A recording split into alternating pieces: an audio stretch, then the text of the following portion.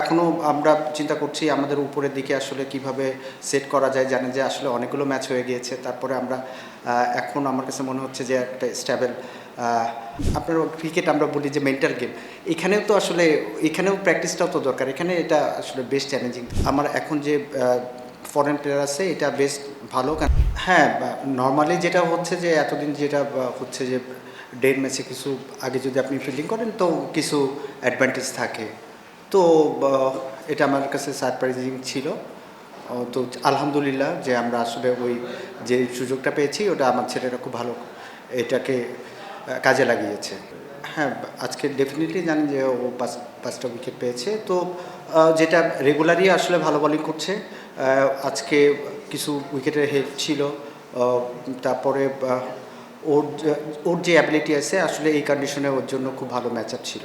হ্যাঁ, নিশ্চয়ই যেটা যে ওর ব্যাটিং অর্ডারটা একটু শাফলিং ছিল। টিমের আসলে প্রয়োজনে মনে হচ্ছিল যে আমরা ওকে কোথায় ব্যবহার করতে পারি। তো ওইভাবে আমরা আসলে চিন্তা করছি।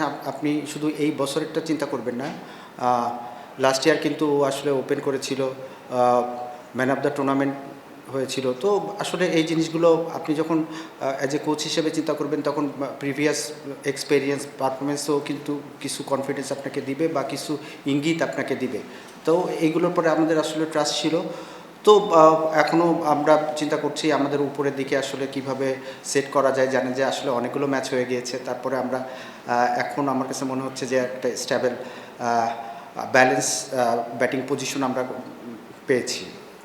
জানেন যে এতগুলো ম্যাচ হলে ন্যাচারালি যে উইকেটের পরিচর্যাটা ওইভাবে হয় না। তো আসলে ইটস এ ডিফিকাল্ট চ্যালেঞ্জিং হয়ে যাচ্ছে। তার সাথে সাথে দেখেন যে কন্ডিশন যে অবস্থা এখানে আমার কাছে মনে হয় যে এটা ব্যাটসম্যানদের জন্য আস্তে আস্তে খুবই চ্যালেঞ্জিং হয়ে যাবে। তো এটার মধ্যে থেকেই খেলতে হবে। এখনও স্টিল আপনারা জানেন যে আফগানিস্তানের সিরিজ আছে, এ চলে যাবে, ও আসবে পাকিস্তান থেকে। তো এটা আসলে আমরা আগে থেকেই জানি। এখন যদি আমি বলি যে এরকম হয়ে যাচ্ছে, চলে যাবে না কেন আমরা এগুলো আগে থেকেই জানি। তো ওইভাবে আমরা আসলে করার চেষ্টা করছি যে কে চলে যাবে, ওর রিপ্লেস কে হবে। কিন্তু এটার মানে ইটস এ ডিফিকাল্ট, খুবই চ্যালেঞ্জিং। জানেন যে অনেকগুলো টি-20 সিরিজ একসাথে হচ্ছে। তো ওইটার মধ্যেই আসলে আমাদের করতে হবে।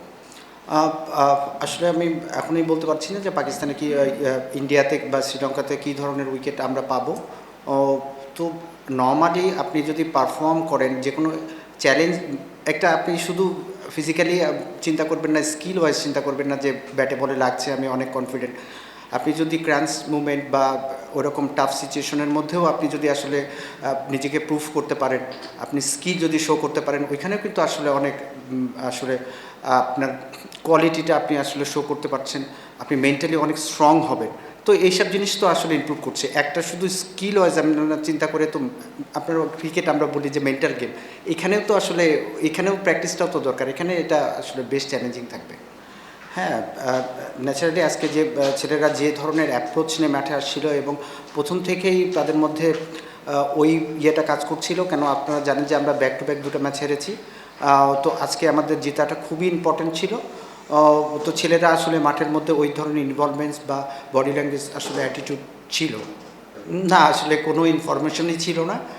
আমি যখন চারে ব্যাটিং করেছি তখনও আসলে ওই ইনফরমেশন আমাকে দেওয়া হয় নাই। বা এখন ও ওপেনিংয়ে নামছে এটাও আসলে টিম তখন মনে হয়েছিল যে আমার কাছে ইমনকে চারে খেলাইলে কেন আপনারা জানেন যে মঈন আলী আসছেন। তো আমার জন্য মনে হচ্ছে যে মিডল অর্ডারে আমার এখন যে ফরেন প্লেয়ার আছে এটা বেশ ভালো। কেন ওমর জায় আছে, নিচে হ্যারি আছে, ব্রুকস আছে, ইথান ব্রুকস আছে। তো আমার কাছে মনে হচ্ছে যে ইমনের জায়গায় এখন আমরা যদি ইউজ করি তাহলে আমার কাছে ভালো হবে। কেন ও এখন ভালো ফর্মে আছে, ও যত বেশি খেলবে আমাদের জন্য তত বেশি লাভ।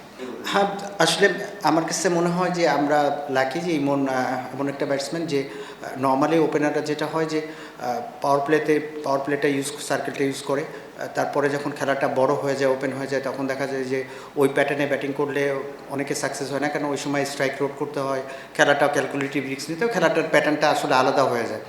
তো ইমনের সে প্রুফ করেছে যে আসলে সে পাওয়ার প্লেতেও খেলতে পারে এবং পাওয়ার প্লের পরেও আসলে খেলাটা ডিপে নিয়ে যাওয়ার মতন খেলতে গেলে। কেন ওই সময় খেলতে গেলে যে স্ট্রাইক রেটে খেলা উচিত বা যেভাবে খেলা উচিত ওর মধ্যে কিন্তু এই জিনিসটা আমরা এবার দেখতে পেয়েছি।